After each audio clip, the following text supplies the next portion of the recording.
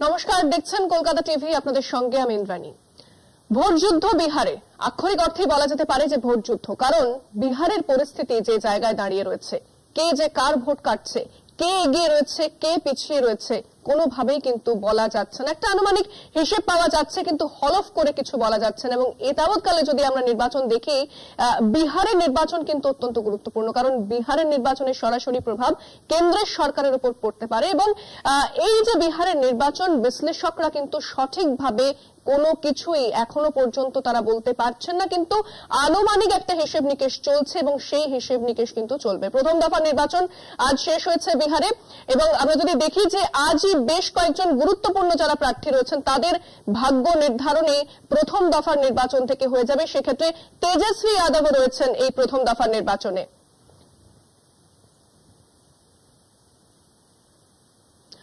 এবং প্রথম দফার নির্বাচন কোন কোন জায়গায় সে নির্বাচন হয়েছে এবং সবকিছু আপনাদের সামনে বিস্তারিত তুলে ধরবো। প্রথম দফায় 18টি জেলায় 121টি আসনে নির্বাচন হয়েছে।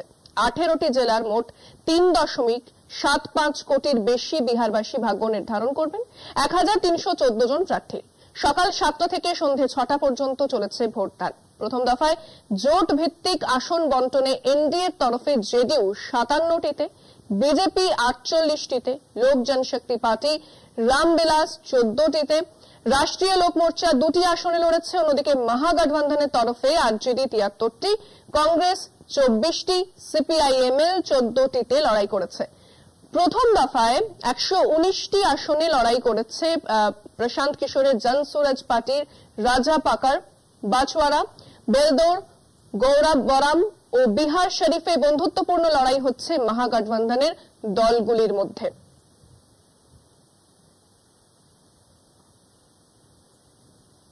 আরো একবার আপনাদের জানাবো কোন কোন জায়গায় প্রথম দফায় নির্বাচন হয়েছে আজ। প্রথম দফায় 18টি জেলায় 121টি আসনে নির্বাচন হয়েছে। 18টি জেলার মোট 3.75 কোটিরও বেশি বিহারবাসী ভাগ্য নির্ধারণ করবেন। 1314 জন প্রার্থী। সকাল 7টা থেকে সন্ধে 6টা পর্যন্ত চলেছে ভোটদান। প্রথম দফায় জোট ভিত্তিক আসন বন্টনে এনডিএর তরফে জেডিইউ 57টিতে, বিজেপি 48টিতে, লোক জনশক্তি পার্টি রামবিলাস 14টিতে, রাষ্ট্রীয় লোক মোর্চা 2টি আসনে লড়েছে। অন্যদিকে মহাগঠবন্ধনের তরফে আরজেডি 73টি, কংগ্রেস 24টি ও সিপিআইএমএল 14টিতে লড়াই করেছে। প্রথম দফায় 119টি আসনে লড়াই করেছে প্রশান্ত কিশোরের জনসুরাজ পার্টি রাজা পাকার, বাছওয়ারা, বেলদৌর, গৌরাবরাম ও বিহার শরীফে বন্ধুত্বপূর্ণ লড়াই হচ্ছে মহাগঠবন্ধনের দলগুলির মধ্যে।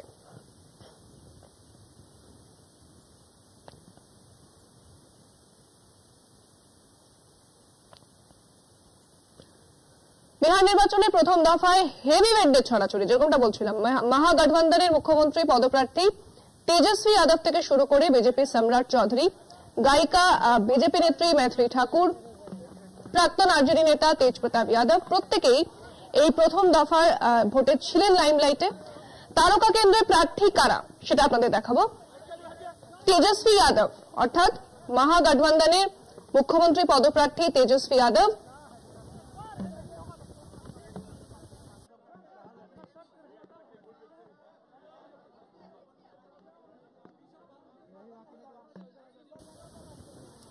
নিজের পারিবারিক গড় রাঘোপুর কেন্দ্র থেকে প্রতিদ্বন্দ্বিতা করছেন।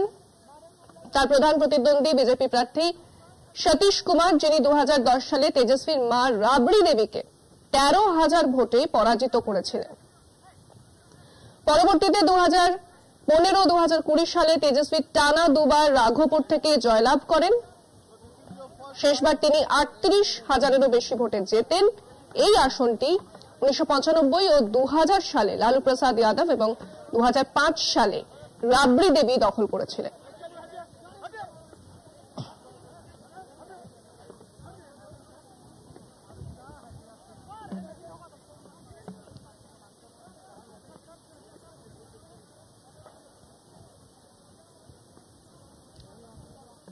তেজস্বী যাদব তার রাঘোপুর তার গড়, এবং সেখানে যাদব ভোট ব্যাংক রয়েছে যাদব পরিবারের, সেই মতোই সেখান থেকে তিনি প্রতিদ্বন্দ্বিতা করছেন।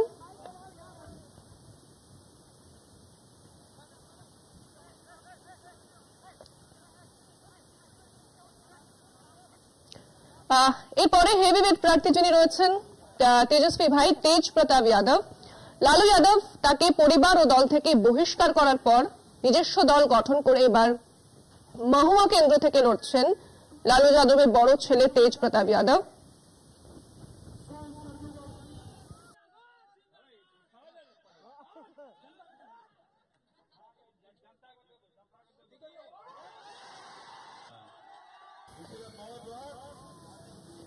তার প্রতিদ্বন্দ্বী আরজেডি বর্তমান বিধায়ক মুকেশ কুমার রোশন এবং এলজেপি রামবিলাস প্রার্থী সঞ্জয় কুমার।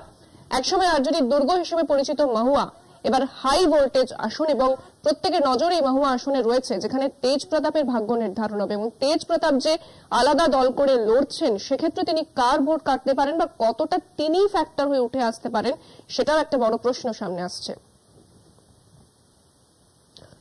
এরপরে যিনি রয়েছেন সম্রাট চৌধুরী। বিহারের উপমুখ্যমন্ত্রী ও বিজেপি নেতা সম্রাট চৌধুরী প্রতিদ্বন্দ্বিতা করছেন তারাপুর কেন্দ্র থেকে। এই আসনটি গত 2 দশক ধরে জেডিইউর দখলে রয়েছে। তবে এই কেন্দ্রের সঙ্গে চৌধুরী পরিবারের ঘনিষ্ঠ সম্পর্ক রয়েছে। সম্রাটের বাবা শাকুনি চৌধুরী একসময় স্বতন্ত্র প্রার্থী হিসেবে এবং পরে কংগ্রেসের হয়ে 1990 সালের নির্বাচনে এই আসন থেকে জয়লাভ করেছিলেন।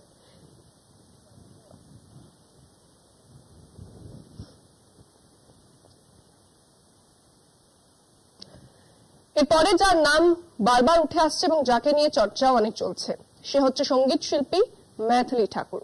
বিজেপি নেত্রী এবং मैथिली ঠাকুর এবার প্রতিদ্বন্দ্বিতা করছেন দরভঙ্গার আলীনগর আসন থেকে। তার বিরুদ্ধে লড়ছেন আরজেডির বিনোদ মিশ্র এবং জনসুরাজ্যের বিপ্লব কুমার চৌধুরী। 2020 সালের নির্বাচনে বিকাশশীল ইনসান পার্টির মিশ্রী লাল যাদব এই আসনে 3101 ভোটে জয়লাভ করেছিলেন। আর আগে 2015 সালে আরজেডি প্রবীণ নেতা আব্দুল বারী সিদ্দিকী এই আসনে জয়ী হন।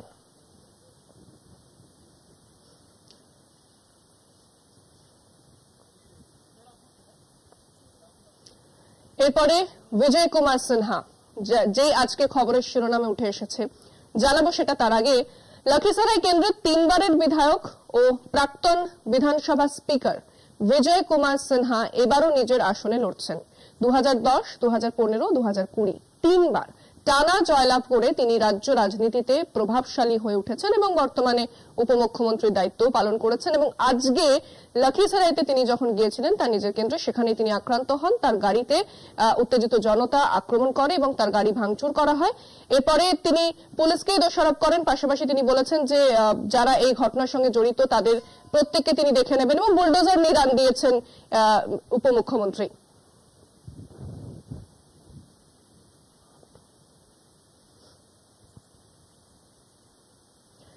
এবার উমেশ কুশওয়াহা সম্পর্কে আপনাদের জানাবো। যদিও রাজ্য সভাপতি উমেশ কুশওয়াহা প্রতিদ্বন্দ্বিতা করছেন মোহনার কেন্দ্র থেকে।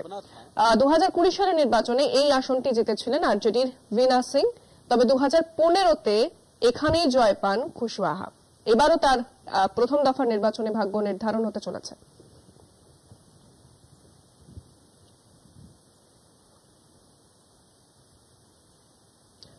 এই খবরে নজর রাখবো, তবে সময় একটা বিরতির, সঙ্গে থাকুন।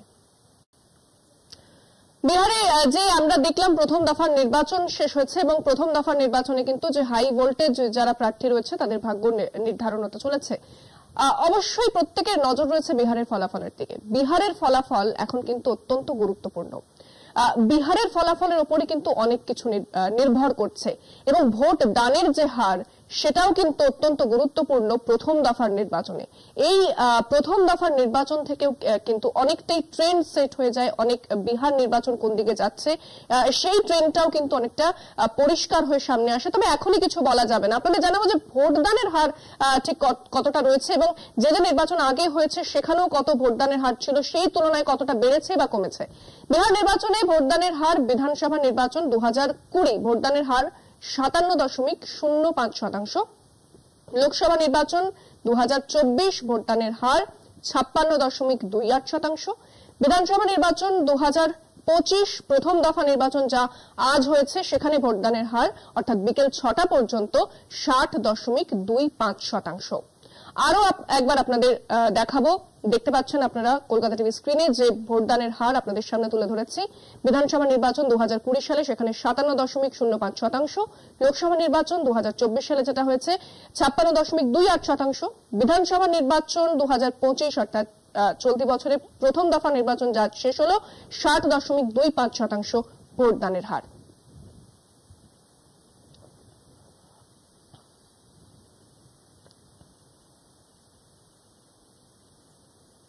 বিহারের উপমুখ্যমন্ত্রী বিজয় কুমার সিং এর কনভয়ে হামলাটুকু বাদ দিলে শান্তিতেই কাটল বিহার বিধানসভার প্রথম দফার ভোট।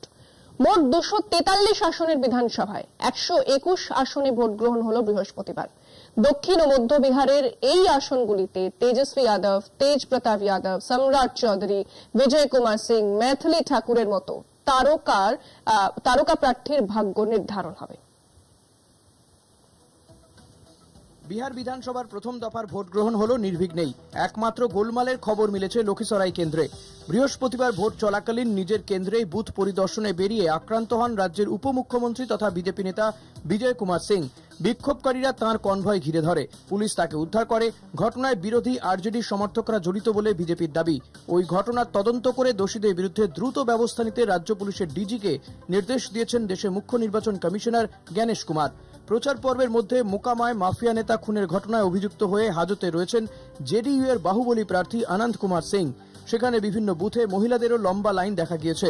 তবে প্রায় সব কেন্দ্রেই গত ভোটের মতোই এবারেও মহিলাদের মধ্যে ভোটদানে উৎসাহ দেখা গিয়েছে। লক্ষীসরাইয়ে ওই ঘটনা ছাড়া এদিন ভোট মিটল শান্তিতে। এমনকি প্রায় 2 দশক বাদে মুঙ্গের জেলার একাধিক কেন্দ্রের বুথে নির্বিঘ্নে ভোট হলো। মাওবাদী অধ্যুষিত এলাকার বুথগুলি এবার জঙ্গি মুক্ত হওয়ায় ভোটারদের মধ্যে উৎসাহ দেখা গিয়েছে। বিহার বিধানসভা ভোট দেখতে 7 দেশের 16 প্রতিনিধি বেশ কিছু বিধানসভায় ঘোরেন। ভোটারদের সঙ্গে কথাও বলেন তারা। ইন্দোনেশিয়া, ফিলিপাইন্স, কলম্বিয়া, ফ্রান্স, দক্ষিণ আফ্রিকা, বেলজিয়াম ও থাইল্যান্ডে পর্যবেক্ষক দল ভারতের নির্বাচন কমিশনের আমন্ত্রণে এসেছেন। আগামী 11 তারিখ শেষ দফার ভোটেও এই প্রতিনিধি দল একাধিক কেন্দ্র বুথে পরিদর্শন করবেন। দুপুরে পাটনায় মুখ্যমন্ত্রী নীতিশ কুমার ভোট দেন। এদিনে সর্বাধিক নজরকাড়া প্রার্থী ছিলেন রাঘোপুরের আরজেডি তথা মহাগঠবন্ধনের মুখ্যমন্ত্রী মুখ তেজস্বী যাদব। দল থেকে বহিষ্কৃত তেজস্বীর দাদা তেজ প্রতাপও তার পুরনো কেন্দ্র মহুয়া থেকেই নির্দল হিসেবে লড়াই করছেন। একই সঙ্গে লালু রাবড়ির 2 পুত্রের ভাগ্য পরীক্ষা হলো এদিন। তবে মা রাবড়ি দেবী দুজনকেই আশীর্বাদ করেছেন। রাজ্যের 2 উপমুখ্যমন্ত্রী বিজেপির সম্রাট চৌধুরী ও বিজয় কুমার সিং, ভোজপুরি সঙ্গীতশিল্পী मैथिली ঠাকুর, উমেশ কুশওয়ার মতো তারকা প্রার্থীর ভাগ্য ইভিএম বন্দী হলো প্রথম দফার ভোটে। কলকাতা টিভি।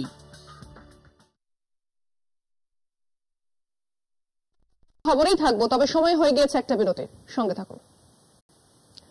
ফিরে এলাম বিরতির পর। এবং বিহারে আজ যে প্রথম দফার নির্বাচন হয়েছে এবং 18টি জেলায় ভোট হয়েছে, সেই জেলায় সেখানে কি ফ্যাক্টর এবং কি ইস্যু রয়েছে, এই সমস্ত কিছু বিস্তারিত জানবো। আমাদের সঙ্গে নিউজ রুম থেকে সরাসরি রয়েছে আমার সহকর্মী শুভাঙ্গী। শুভাঙ্গী, আজকে বলা যেতে পারে যে সুষ্ঠুভাবে কিন্তু নির্বাচন পূর্ণ হয়েছে।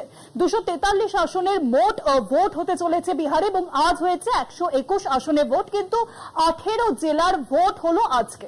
কিন্তু সেই সব জেলারই কিন্তু এক একটা মূল ইস্যু রয়েছে এবং সেই ইস্যুগুলোই কিন্তু আমরা কার্যত এবার নজর রাখবো।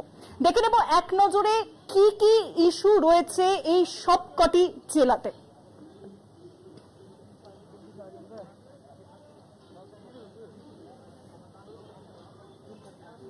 প্রথমে আমরা নজর রাখবো মধেপুরাতে। মধেপুরার মূল ইস্যু কিন্তু জাতভিত্তিক ভোট এবং উন্নয়ন। 18টি জেলার আজকে ভোট গ্রহণ হয়েছে এবং সেই এক একটি ভোটেই কিন্তু এবারে আমরা জানি যে একাধিক ইস্যু রয়েছে।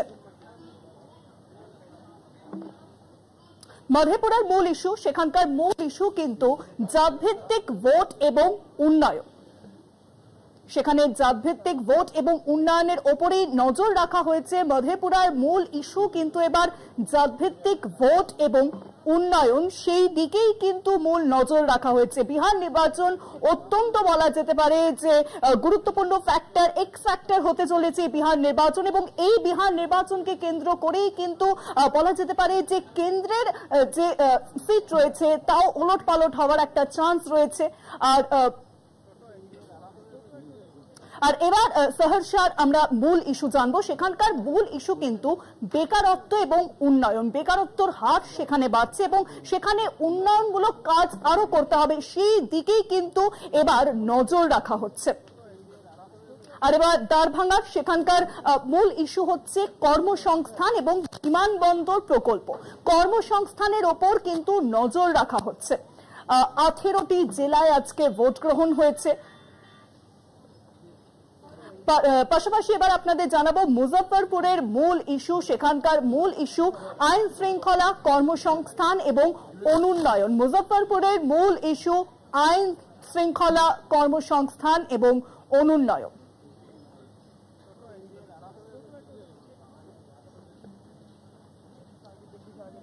আর এবার নজর রাখবো গোপালগঞ্জের দিকে। সেখানকার মূল ইস্যু কৃষি, অভিবাসন এবং স্থানীয় উন্নয়ন।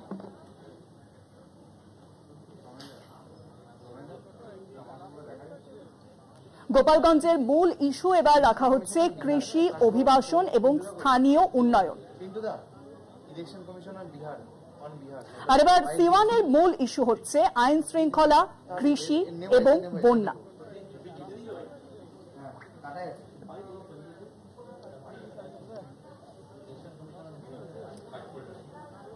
সিওয়ানের মূল ইস্যু কিন্তু এবার আইন শৃঙ্খলা, কৃষি এবং বন্যা। একাধিক ইস্যু সামনে রয়েছে এই 18টি জেলা এবং সেই ইস্যুকে সামনে রেখেই কিন্তু এই নির্বাচনের বেশ কিছু প্রোটোকল ঠিক করা হয়েছে। 18টি জেলার মূল ইস্যু আপনাদেরকে জানাবো, কিন্তু সময় এখন একটা বিরতি, ফিরছি বিরতির পর। বিহারে আজ প্রথম দফায় কিন্তু 18 জেলায় ভোট হলো এবং সেই 18 জেলার এক একটি মূল ইস্যু রয়েছে। আপনাদেরকে আমরা বিরতির আগে জানাচ্ছিলাম যে মধেপুরার কিন্তু মূল ইস্যু জাতভিত্তিক ভোট এবং উন্নয়ন। 6টি জেলা আপনাদের জানিয়েছি। আর এবার আমরা নজর রাখবো সারন জেলার। সেখানকার মূল ইস্যু কিন্তু বন্যা নিয়ন্ত্রণ এবং নারী কল্যাণ। সারনের মূল ইস্যু বন্যা নিয়ন্ত্রণ এবং নারী কল্যাণ। মূলত নারী, আমরা জানি যে মহিলা ভোট বিহারে কিন্তু একটা মূল ইস্যু, সেখানে মহিলা ভোটের সংখ্যা এবারেও অনেকটা বেশি। বৈশালীর মূল ইস্যু বেকারত্ব এবং কৃষি দুর্নীতি। বেকারত্বের দিকে এবার বৈশালীতে নজর রাখা হচ্ছে, পাশাপাশি কৃষি এবং দুর্নীতি এই দুই ইস্যুর দিকেও রয়েছে সমান নজর।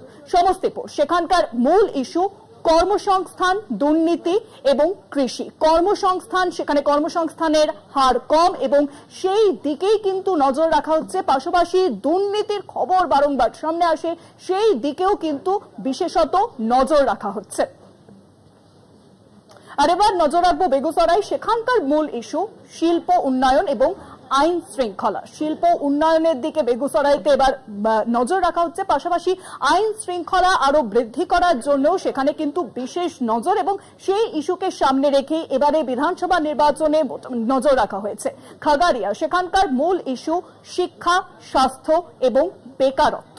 শিক্ষা, স্বাস্থ্য এবং বেকারত্বের দিকেই কিন্তু মূল নজর, মূল ইস্যু। এবার খাগারিয়ার শিক্ষার দিকে বিশেষ নজর, পাশাপাশি স্বাস্থ্যের দিকেও নজর রাখা হচ্ছে এবং বেকারত্ব কিন্তু দেখা যাচ্ছে যে 18টি জেলার মোটামুটি সবকটি জেলার দিকে নজর রাখা হচ্ছে। মুঙ্গেরের মূল ইস্যু নকশালবাদ, রাস্তা এবং বিদ্যুৎ। নকশালবাদ, রাস্তা এবং বিদ্যুৎ মুঙ্গেরের এটা হচ্ছে মূল ইস্যু। আর এবার নজর রাখবো লক্ষীসরাই। সেখানকার মূল ইস্যু জাত সমীকরণ এবং সংরক্ষণ। জাত সমীকরণ এবং সংরক্ষণের দিকে কিন্তু এবার নজর রাখা হচ্ছে। মূলত 121 আসনে আজকে হয়েছে বিহার বিধানসভার প্রথম দফা নির্বাচন। 11 তারিখ হতে চলেছে দ্বিতীয় দফা নির্বাচন। শেখপুরার সেখানকার মূল ইস্যু হচ্ছে বন্যা, শিক্ষা এবং নারী কল্যাণ। শেখপুরার মূল ইস্যু বন্যা, শিক্ষা এবং নারী কল্যাণ। এই 3 ইস্যুর দিকে মূলত নজর রাখা হয়েছে শেখপুরাতে।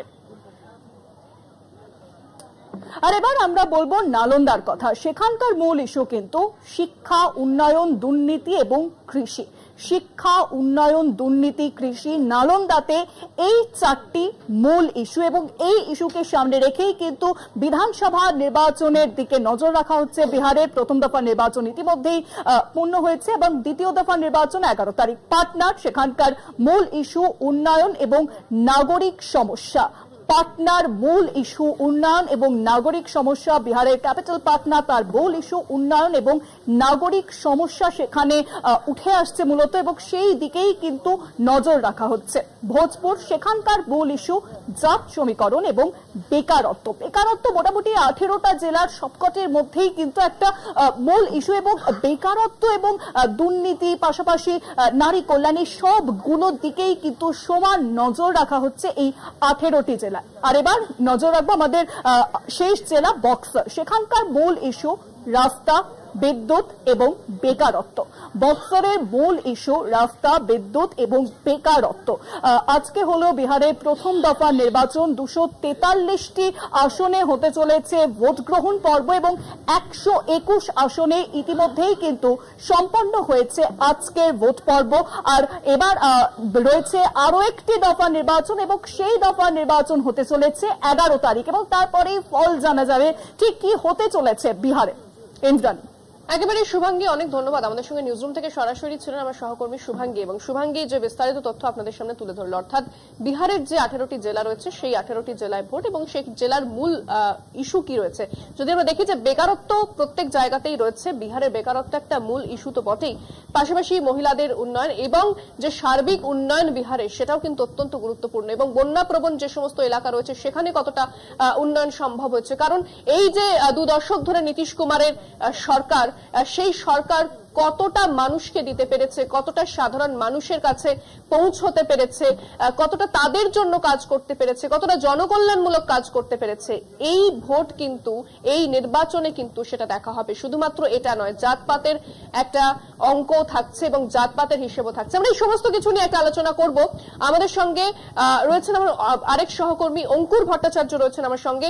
আমি তার সঙ্গে আলোচনা করব, কথা বলবো আজকের এই বিহারের প্রথম দফার নির্বাচন নিয়ে, এবং নির্বাচনের ট্রেন্ড কি বলছে সে সমস্ত কিছু আপনাদের জানাবো। তবে একটা বিরতির সময় হয়ে গিয়েছে, ফিরছি বিরতির পর, সঙ্গে থাকুন।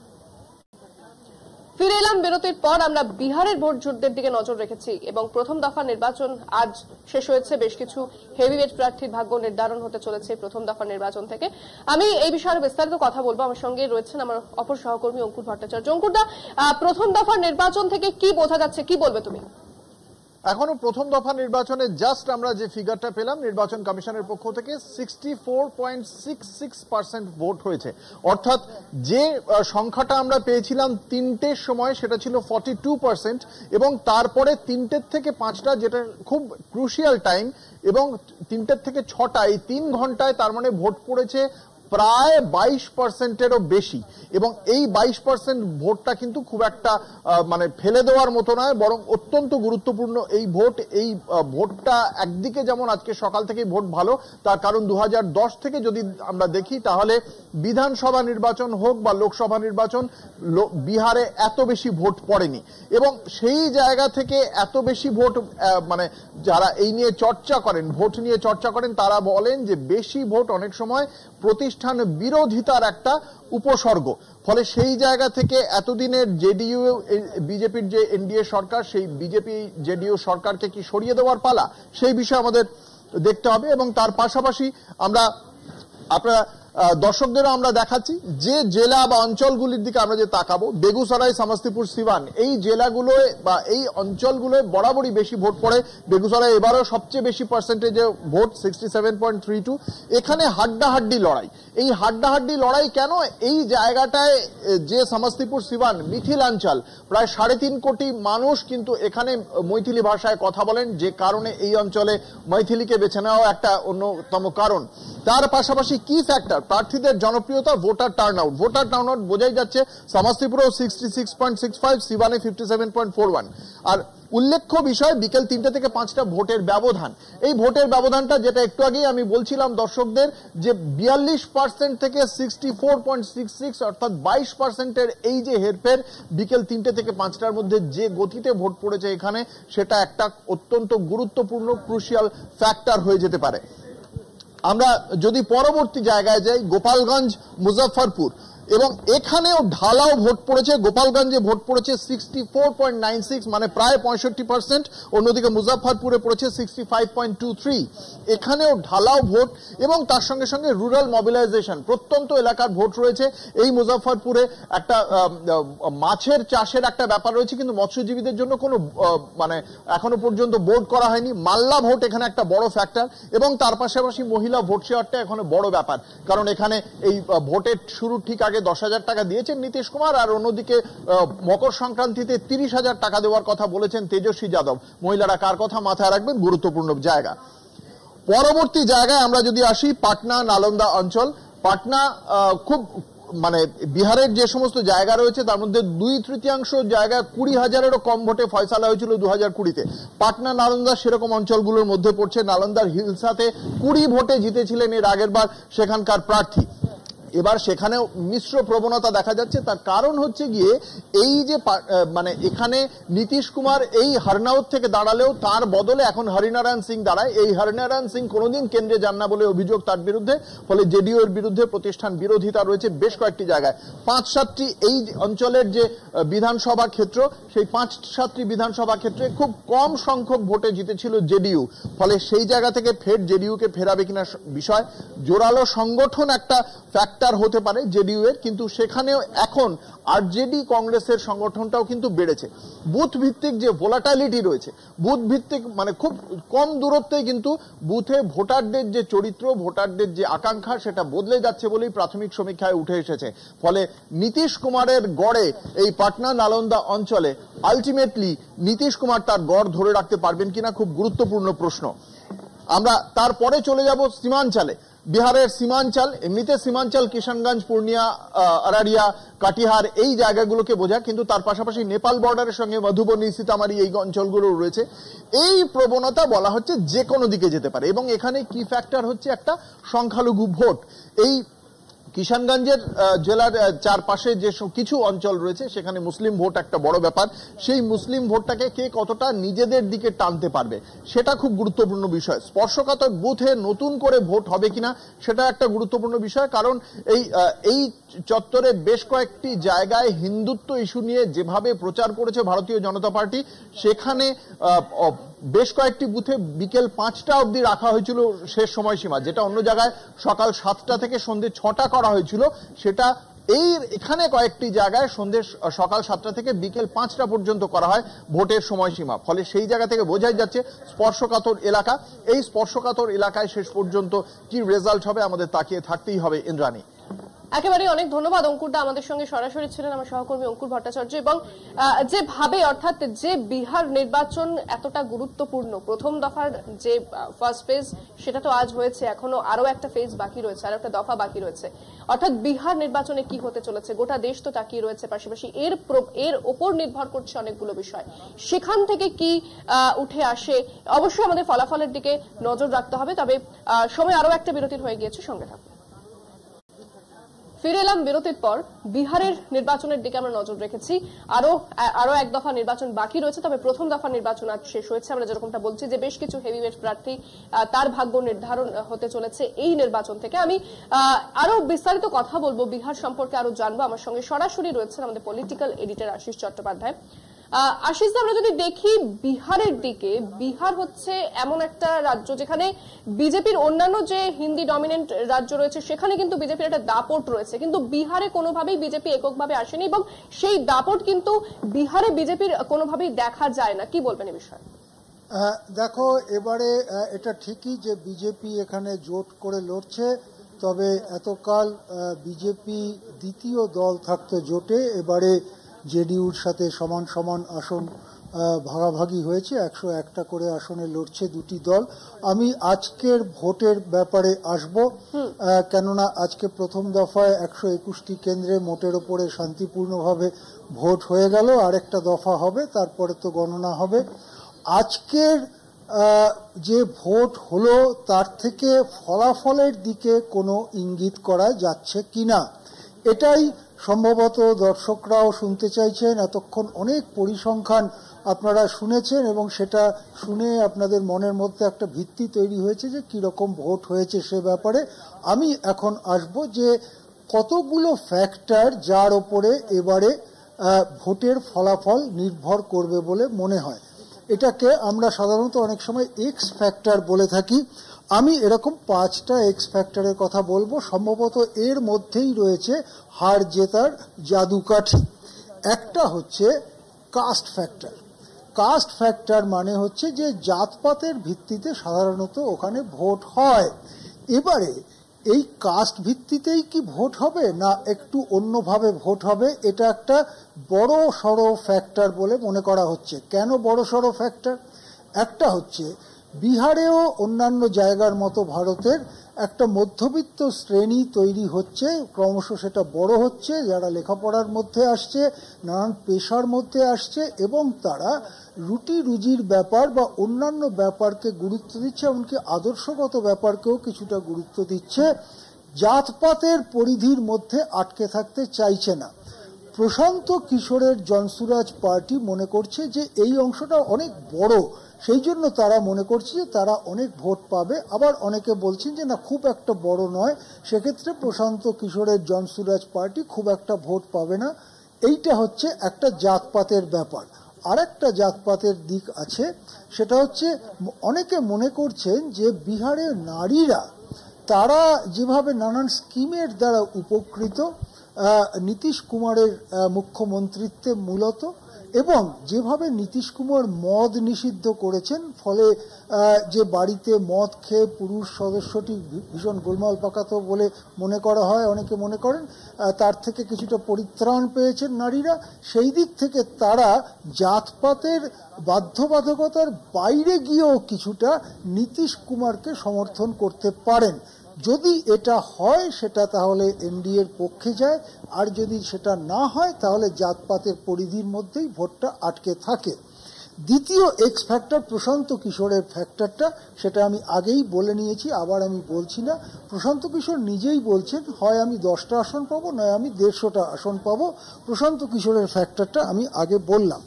তৃতীয় ফ্যাক্টর হচ্ছে যাদের ইবিসি বলা হয়, মহাদলিত যারা, তাদের ফ্যাক্টর, যেখানে তেজস্বী যাদব বলেছেন যে জাত গণনা করে দরকার হলে 50% সংরক্ষণ করা যায়, তার বেশি করা যায় না, এটাকে আমি ভেঙে দেব।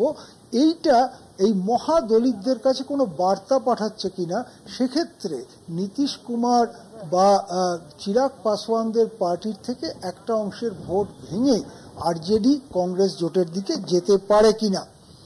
একটা কথা হচ্ছে এখানে মনে রাখতে হবে, 2020 সালে এলজেপি আলাদা লড়েছিল, জেডিইউর বিরুদ্ধে প্রার্থী দিয়েছিল, এবারে সঙ্গে লড়ছে। সেটা একটা এনডিএর পক্ষে ভালো, আর মহাগঠবন্ধনের পক্ষে ভালো হচ্ছে মাল্লা সম্প্রদায়ের ভোট তারা পেয়ে যেতে পারে বিকাশশীল ইনসান পার্টির সঙ্গে। আর আরেকটা ব্যাপার রয়েছে, সেটা এবারে জেলাওয়ারি যে ভোটের মানে পার্সেন্টেজ আমরা দেখছি, তাতে আমরা দেখতে পাচ্ছি, আমি আরেকটু বিস্তারিতভাবে বলতে পারতাম কিন্তু আমি সংক্ষেপে বলছি, যেখানে মুসলমানের সংখ্যা কম সেই জেলাগুলোতে ভোট পড়েছে কম, যেখানে মুসলমানের সংখ্যা বেশি সেখানে ভোট পড়েছে বেশি। এর থেকে একটা ইঙ্গিত সম্ভবত পাওয়া যাচ্ছে, ভোটের ফলাফল কিছুটা হলেও মহাগঠবন্ধনের দিকে ঘুরে আছে। ইন্দ্রাণী, একেবারে অনেক ধন্যবাদ আশিস। আমাদের সঙ্গে সরাসরি ছিলেন পলিটিক্যাল এডিটর আশিস চট্টোপাধ্যায়।